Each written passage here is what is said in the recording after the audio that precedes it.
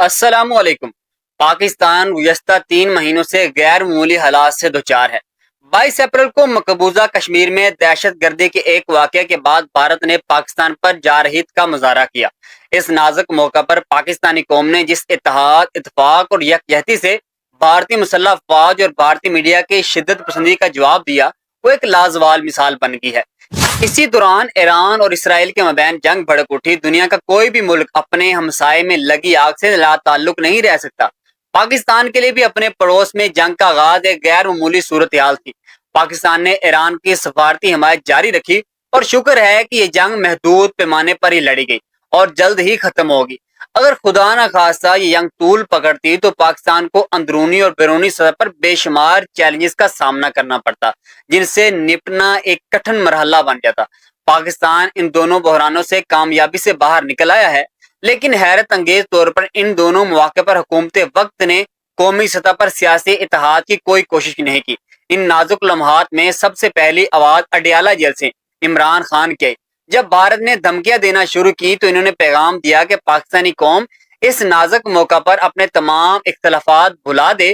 جب ایران اسرائیل تنازع سامنے آیا تو انہوں نے جیل سے اپنی جماعت کو ہدایت دی کہ ان کی رہائی کی تحریک کو روک دیا جائے۔ ان دونوں حساس معاملات میں عمران خان نے کوئی سیاسی مطالبہ نہیں رکھا، بلکہ پاکستان کے موقف کو مکمل طور پر اپنایا۔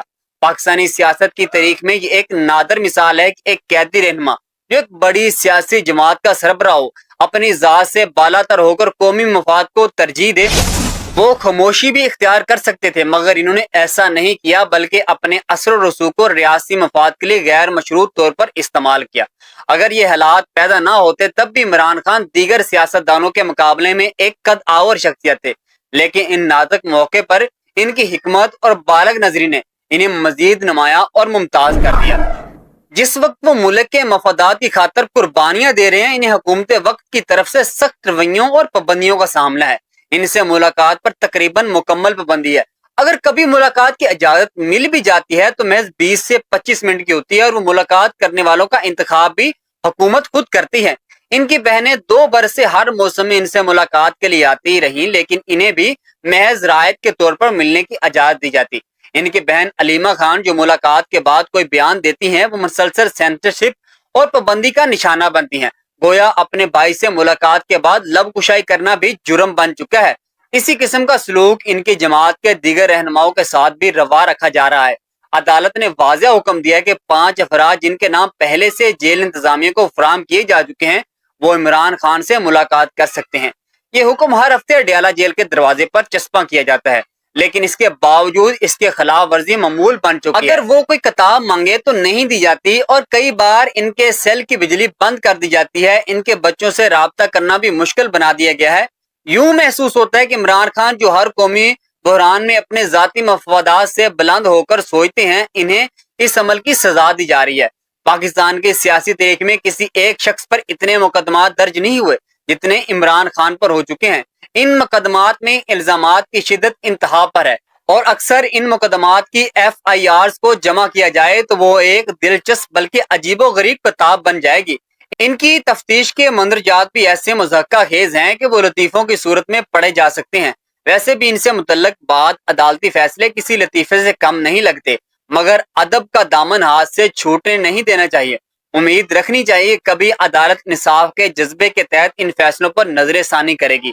ایک عدالت نے تو یہاں تک کہہ دیا کہ عمران خان کا پولی گراف ٹیسٹ، یعنی جھوٹ پکڑنے والی جو مشین ہے، وہ ٹیسٹ کیا جائے تاکہ ان کی سچائی اور جھوٹ کا اندازہ لگایا جا سکے۔ چھوڑی اس بات کو کہ عمران خان اس ملک کے سابقہ وزیر اعظم ہیں اور ان سے اس قسم کا سلوک مناسب نہیں ہے۔ افسوسناک بات یہ ہے کہ عدالت نے اس مشکوک ٹیسٹ کو عدالت میں بطور ثبوت پیش کرنے کی اجازت بھی دے دی۔ 9 مئی کے واقعات سے متعلق مقدمات میں ضمانتیں بھی منظور نہیں ہوئی، حالانکہ اس دن عمران خان خود جیل میں موجود تھے اور ان پر لگائے گئے الزامات بالواسطہ یا ناقص شواہد پر مبنی ہیں۔ مگر بعض جج صاحبان کی نظر میں شواہد ایسے مل جاتے ہیں جو خیال و گمان میں بھی نہیں ہوتے۔ عمران خان بظاہر جیل میں ہیں، لیکن حقیقت اس حکومت کے اعصاب پر سوار ہیں۔ یہ حکومت اپنی بقا کے لیے اس قدر بے چین ہے کہ بھارت کے خلاف کامیابی ہو یا امریکہ میں army chief general Asim Munir کے صدر ڈونلڈ ٹرمپ سے ملاقات یا چین و عرب دنیا سے تعلقات، ہر بات کو عمران خان کے خلاف ایک سیاسی فتح کے طور پر پیش کرتی ہے۔ वजीर दिफा ख्वाजा आसिफ तो यहाँ तक फरमा चुके हैं कि ये निज़ाम दरअसल एक हाइब्रिड निज़ाम है, गोया वो खुद इस बंदोबस्त को गैर आईनी मानते हैं। जब एक सियासतदान किसी रियासती ढांचे को हाइब्रिड कह दे तो दुनिया इसे निज़ाम नहीं बल्कि वक्ती इंतजाम समझती है। इस पूरे मामले में ऐसे ऐसे तज्जिए घड़े जा रहे हैं जिनका वाहिद मकसद ये साबित करना है कि इमरान खान की सियासत खत्म हो चुकी है, मगर हकीकत यह है कि जब एक कैदी सियासतदान के मुख्तसर मुलाकातों से ही हुकूमत लड़ने लगे तो अंदाजा लगाया जा सकता है कि खुद हुकूमत में कितना दमखम बाकी रह गया है। इंतखाबात में धांधली, अदालती फैसलों की पामाली और 26वीं आईनी तरमीम जैसे इकदाम के बावजूद इस कदर खौफ है कि हुकूमत एक ज़मीनी इंतखाब भी आजादाना करवाने की सलाहियत नहीं रखती।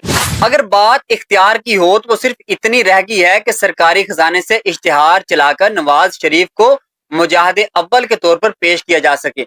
पाकिस्तान के मौजूदा सियासी हकीकत यह है कि इमरान खान को सियासी मैदान से बाहर निकालने के बावजूद कुछ बचा है वो सिर्फ मनफी है। इमरान खान तो माइनस ना हो सके, अलबत्ता ये हुकूमत गुज़श्ता 2 माह में खुद को खुद ही माइनस कर चुकी है। वस्सलाम।